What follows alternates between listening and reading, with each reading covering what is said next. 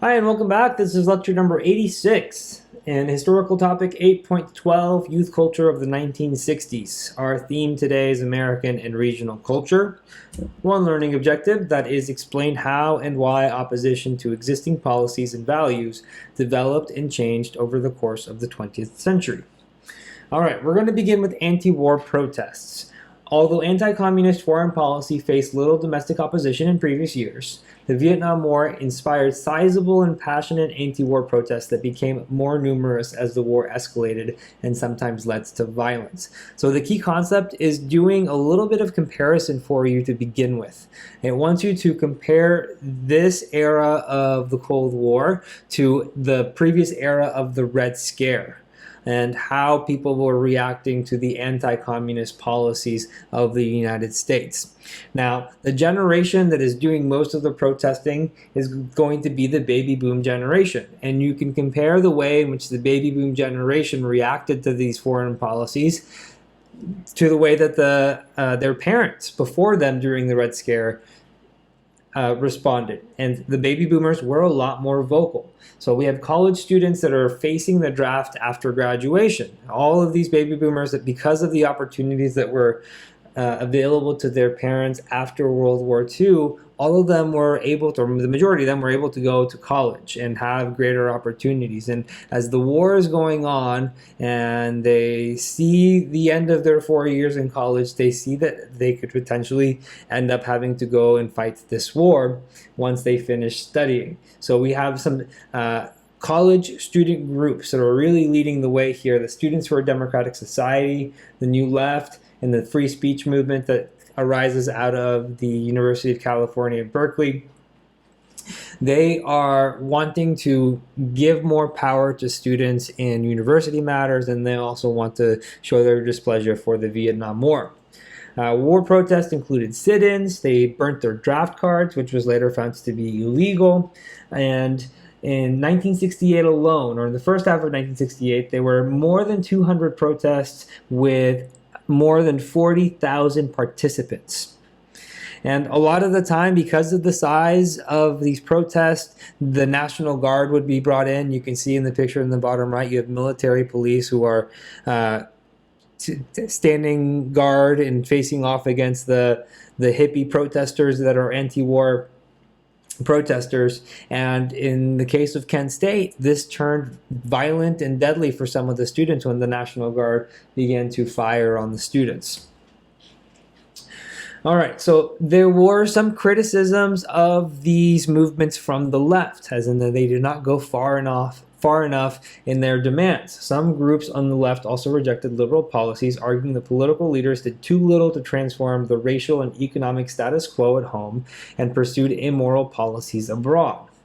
So in 1968, at the Democratic National Convention, there are yippies, who are the Youth International Party, waiting outside of the convention in Chicago, hoping that their candidate, Eugene McCarthy, gets the nomination, but instead it goes to Hubert Humphreys, the sitting vice president, who had not participated in any of the primary contests and is given the nomination. This leads to protests outside and erupts into riots, and there's violence between the protesters and the police. The Weather Underground was a splintered group from the Students for Democratic Society, and they turn to violence because they lose patience with the movement and the peaceful tactics. On the bottom left, you see they used bombings as a technique. They sneaked one of their members into the Pentagon, and they detonated a bomb from the bathroom in the wing of the Air Force at the Pentagon. And then on the top right, you can see that's their logo. That's what it looked like. So obviously, all of the violence is going to turn off a lot of Americans from these liberal movements. The extremism is going to hurt the larger cause, and it's going to lead to the conservative backlash and the 1968 election of Richard Nixon. He campaigned on a law and order campaign. There were many facets to his campaign, but one of them was law and order. He was promising to bring an end to the protests and to the riots. All right, so young people who participated in the counterculture of the 1960s rejected many of the social, economic, and political values of their parents' generation, introduced greater informality into U.S. culture, and advocated changes in sexual norms. So you can see already by the pictures that are in front of you that they definitely introduced a greater informality just based on dress code alone. So these are all hippies. You can call them that. The people on the top left are in Woodstock in 1969, and they had long hair, they had beards, they wore long beaded jewelry, and they listened to folk and rock music. So for folk music, we've got Bob Dylan and Joan Baez at the 1963 Civil Rights March on Washington on the top right, and then Jimi Hendrix and the Jimi Hendrix Experience in the bottom right, and then Janis Joplin on the bottom left. So you can see just by the way that they are dressing, they are introducing new cultural norms in music, in dressing, and sexual norms. We see that premarital sex and marital infidelity and homosexuality are actually more prevalent than people had previously thought. This was done by a researcher named Alfred Kinsey in his studies on sex. So it wasn't that the 1960s brought about a sexual revolution. It just became more visual. It was more out in the open. So the visibility increased.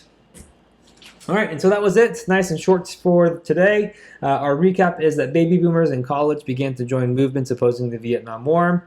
Some offshoot groups turned to violence and stressed drug use, leading to backlash against their larger causes, and the hippies and flower children made up the counterculture.